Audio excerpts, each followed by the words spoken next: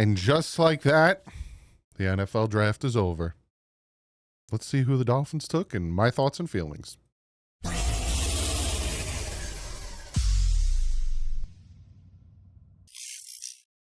What is up, Finn fans? Technically, right now there's 3 teams left to draft, the 255, 257, and then Mr. Irrelevant at 257. Luke Leachy just went to the Texans, a good late round tight end. But we are going to be talking about who the Miami Dolphins have taken. Going to go over the entire draft. I'm not giving my grades yet. I'm also going to talk a little bit in this one about potential undrafted free agents, because there are some guys who didn't get drafted, like Jared Ivey, who was a 61st ranked player. He's an edge out of Mississippi. Restrepo, he didn't get drafted. Kobe Bryant, the corner, he didn't get drafted. What other guys that I like? Zy Alexander, the corner out of LSU, he didn't get drafted. So if the Dolphins can go out, even Isaiah Bond, the receiver out of Texas. So these are possibilities for the Dolphins to grab these guys as undrafted free agents. So, that's something we're going to be looking at, and that's a video probably coming out tomorrow. I will wait until all of the undrafted free agents are claimed. I'm not going to because it's going to trickle in. So-and-so, so-and-so. So I'm going to wait till you get the full list of undrafted free agents, and then I will make a video about that, who we got and all that other stuff. But let's talk about who the Miami Dolphins got. So we're going to start, obviously, we take Kenneth Grant with the 13th overall pick. PFF has it ranked as an above average pick. Love the Kenneth Grant pick. He was one of the 3 that I really wanted. It was him, it was Gray Zabel, and it was Barron. Got Kenneth Grant. Very happy with that. I think he's going to open up a lot of things in the middle lane, really help out Steeler. Happy with that pick. Then day 2, the Miami Dolphins trade up, take Jonah. I've been saying Savaiania, but I think it's Savaiania. I think I've been saying his name wrong. Love that pick. Obviously, they traded up for him. Some people were upset that they traded up for him, thought that we didn't need to give up the capital to trade up for him. But when you saw who went in the 3rd, again, it was 98 in the 3rd. We wouldn't have gotten anyone we really needed. So I do like that. But again, Miami didn't have a 3rd. Then they traded out of the 4th, which that one I was like when they traded out of the 4th, they picked up a 3rd, right? Which is nice. We have an extra 3rd in 2026. That was all fine and dandy. But the amount that the Dolphins got to trade so far back, they essentially got a 6th and a 3rd next year. I don't really like that trade down from the 4th. But then in the 5th round, they draft Jordan Phillips. And if you guys have watched my mocks, I've taken him in a few of them. An above average grade that he got. Getting him at 143 is great. I think if you watched his video, his reaction to getting drafted, he jumps up in the air. He's super pumped, super excited. They had him 94th overall ranked on PFF. He goes 143. Really, really love the Jordan Phillips pick. And then again, they're doubling down on defensive tackles, defensive linemen, which we desperately needed. Again, I talked to you guys pre-draft how you look at the free agents that are out there, not really great at defensive tackle. Feel like Miami felt the same way, getting Kenneth Grant and now Jordan Phillips. Then at 150, they take corner Jason Marshall Jr. out of Florida. That one to me is a little bit of a reach, especially with Kobe Bryant still on the board and some other guys that were on the board that eventually got drafted afterwards. This is what PFF had to say. They said, below average, Marshall is highly experienced, has been a regular member of the Gators defense for the moment. He set foot on campus with a solid production. However, he suffered a shoulder injury, fantastic, on a tackle attempt against Kentucky that cost him the final 6 games of the 2024 season. At 6'1", 201 pounds, Marshall has good size for the position, can provide an intriguing option for the Dolphins if he is healthy. So we'll see how that pans out. And then they take, with 155, Dante Trader Jr., the safety out of Maryland. He gets a below average grade. Miami addressing the secondary again with consecutive picks in the 5th round. Trader has some versatility to play in the box, slot, and deep.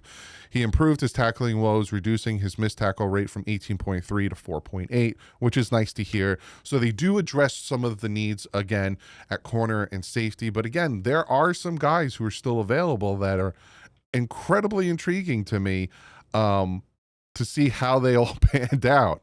And then in the 6th round, the pick that we got in the trade, we grab Ollie Gordon the second, the running back out of Oklahoma State. Big bruising back. This guy is 6'2", 225, really big guy, really productive 2023. Gordon's best season at Oklahoma State was in 2023 when he ran for 1,732 yards and averaged 6 yards per attempt. In 2024, he earned a 7.8 PFF rush grade on gap runs. Supposedly going into the season in 2024, he was considered a Heisman hopeful. So I like the addition there. I thought they would go with Damian, the running back out of Miami U. They go with Ollie Gordon. Like the move. Again, I was like, oh, I thought they would go more in town, but love the Ollie Gordon draft. It's an average pick for them, but I love it. Then we get to the 7th round. And at 231, the Miami Dolphins draft quarterback Quinn Ewers. I think we all saw this one coming. The Dolphins literally had dinner with the kid. Ewers was the 165th ranked prospect on the PFF big board, so the Dolphins got good value taking him at 231 with this pick. He can eventually serve as a backup to Tua, although Ewers' grade dipped in 2024 to 72.5. He earned a very good PFF grade in 2023. It's already happening where people are crowning Ewers as the savior of this team. And I know some are trolling, but it's already happening. Oh, we got the Tua's replacement. Blah, blah, blah. I like the move. I think it's a good competition to have him with Zach Wilson. I like Quinn Ewers.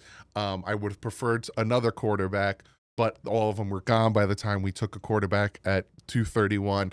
I do like the move. And then our final pick was Zeke Biggers, defensive lineman out of Georgia Tech. Biggers has a prototypical size and length for the nose tackle position, but his grading profile is underwhelming given those traits. Biggers earned a PFF grade of 65 or lower in each of the past 2 seasons for the Yellow Jackets. So that essentially is what the Dolphins did. I like what they grabbed, there's some aspects of it that I wasn't a fan of. And there's some aspects of it that I was a fan of. Like I didn't like losing the 3rd and the 4th. I didn't like trading back, but I did like who they grabbed. I love that they really focused on trenches. I love that the Ollie pick really shows that they're trying to be more physical. Really, really, really happy with all of those moves. Like I said, tomorrow I'll just do the grades now. Overall, I give this draft a B+.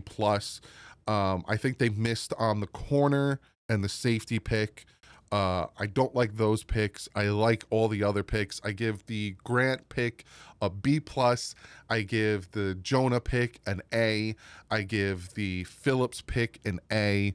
Let me go back. I want to make sure I give them all. So Jordan Phillips, I give it an A. Marshall and Trader, I give it a C.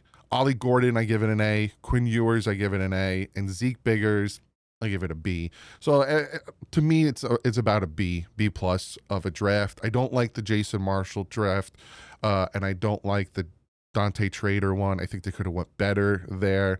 And Zeke Biggers is Zeke Biggers. Outside of that, I liked who they grabbed. I kind of wish we still had a 3rd and a 4th, but we did pick up a 3rd next year, so we'll see how that all pans out. So looking at the best available that's still on the board here, I can make myself super big. Jared Ivey, who is the 61st overall ranked for PFF, still available. Restrepo is still available. Kobe Bryant is still available. Castro, the safety, still available. Dotson, Bond, who else? Lampkin, I like. Zay Alexander, I like a lot. There's some really good players that are still available. Tyler Cooper, a guard that I like. But those are the ones that I'm like, if they can grab Ivy, grab Kobe Bryant, grab Zy Alexander. Like if they could get those guys in undrafted free agency, I think that would be amazing. And it's probably happening now. All these guys are probably starting to get scooped up as of right now. But I like the draft. I don't think it's one of the best Dolphins draft I've ever seen. It's solid. It's a solid draft. Again, I don't like that we didn't have a third or a fourth. I think we could have got more talent there. But it's definitely a solid draft.